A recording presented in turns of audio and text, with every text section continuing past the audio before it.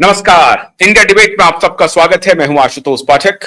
बृहस्पतिवार के दिन आपके लिए एक बड़ी खबर लाया हूं पावर गैलरी से, अंदर की खबर।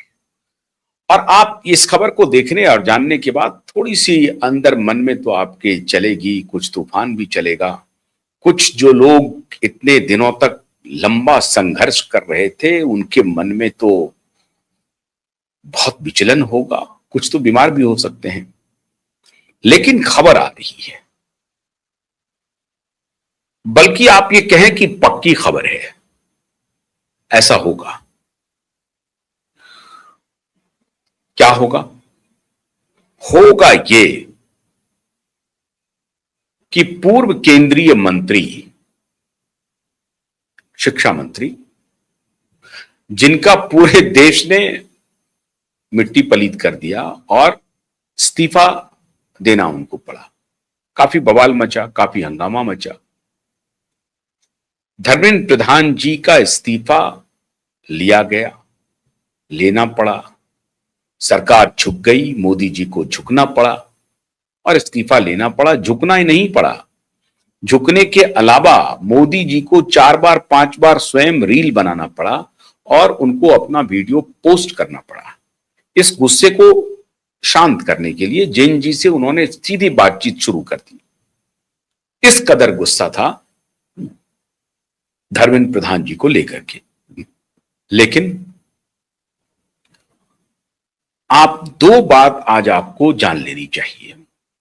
सरकार में, ये जो वर्तमान सरकार है, इसमें दो शख्सियत मोदी और शाह के बाद पर्दे के पीछे अगर बहुत ताकतवर है, उस दो में से एक हैं धर्मेंद्र प्रधान जी।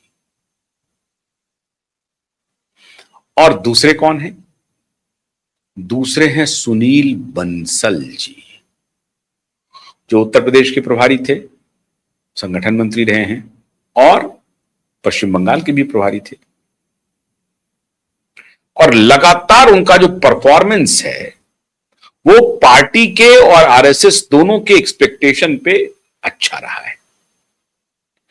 तो सुनील बंसल जी और सरकार में धर्मेंद्र प्रधान जी सबसे चहेते मंत्रियों की लिस्ट में अगर सबसे ऊपर है, मोदी और शाह के बाद जेपी नड्डा को थोड़ा अभी बगल में कर देते हैं, जेपी नड्डा के बाद कह लीजिए, तो अगर सबसे ऊपर हैं तो वो धर्मेंद्र प्रधान है।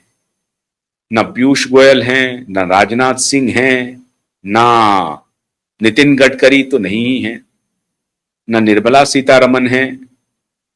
अगर इनर कोटरी में कोई एक मंत्री, कोई एक नेता जो कि अमित शाह और मोदी का सबसे बड़ा विश्वास पात्र है, तो वो आफ्टर जेपी नड्डा आप कह सकते हैं धर्मेंद्र प्रधान जी। लेकिन नियति देखिए ऐसी हुई कि उन्होंने एक ऐसा मंत्रालय उन्हें सौंपा जिसमें विवाद हो गया और विवाद इतना बढ़ गया कि उनसे इस्तीफा लेना मजबूरी बन गई और इस्तीफा लेना ही पड़ा, उनको इस्तीफा देना पड़ा। लेकिन अब जब भारतीय जनता पार्टी के संगठन की सूची आ गई, लोगों को यह आशा थी कि शायद धर्मेंद्र प्रधान जी को कंपनसेट किया जाएगा, संगठन में भेजा जाएगा। लेकिन संगठन में जाने की उनकी कोई अभिरुचि नहीं है, उनकी कोई इच्छा नहीं है। धर्मेंद्र प्रधान जी मोदी और शाह के लिए एक गाय है, बिल्कुल गौ जिसको कहते हैं ना, बिल्कुल विनम्र, डिसिप्लिन्ड सिपाही, डिसिप्लिन्ड कार्यकर्ता। अब उनको इन्होंने सरकार में रखा था, सरकार में इनकी बड़ी उपयोगिता थी। बहुत सारी बातें हैं जिसका मैं यहां पर जिक्र नहीं करूंगा। उपयोगिता और भी जिस जिस काम के लिए हो सकती है, वो सारे काम के लिए धर्मेंद्र प्रधान जी बिल्कुल समझिए हनुमान है। मोदी जी के और शाह जी के हनुमान है धर्मेंद्र प्रधान जी। लेकिन उनसे इस्तीफा लेना पड़ा, नाराजगी मोल लेनी पड़ी। और इसके अलावा जिस जाति विशेष से वो आते हैं उस जाति का एक प्रभाव उत्तर प्रदेश में, संख्या बल से नहीं, हालांकि संख्या बल भी ठीक है बिहार के मुकाबले, लेकिन उस जाति का प्रभाव उत्तर प्रदेश में अच्छा खासा है। आफ्टर यादव मतदाता उत्तर प्रदेश में अच्छा खासा है, और इसके अलावा गुजरात में अच्छा खासा है। 2027 में 7 राज्यों के चुनाव हैं, 7 राज्यों के। कहां कहां? उत्तर प्रदेश, पंजाब, हिमाचल, गोवा, त्रिपुरा, गुजरात। इन सभी राज्यों के चुनाव 2027 में हैं। और गुजरात और उत्तर प्रदेश ये दोनों धर्मेंद्र जी की जाति का प्रदेश है। अगर मोटे तौर पर अगर हम कहें कि उसमें प्रभावकारी भूमिका में है, गुजरात में तो बहुत है लेकिन उत्तर प्रदेश में भी कम नहीं है।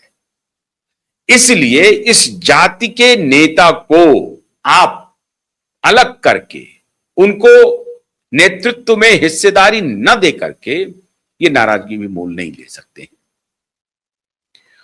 तो इस्तीफा ले तो लिया गया, संगठन में सेट किया नहीं गया।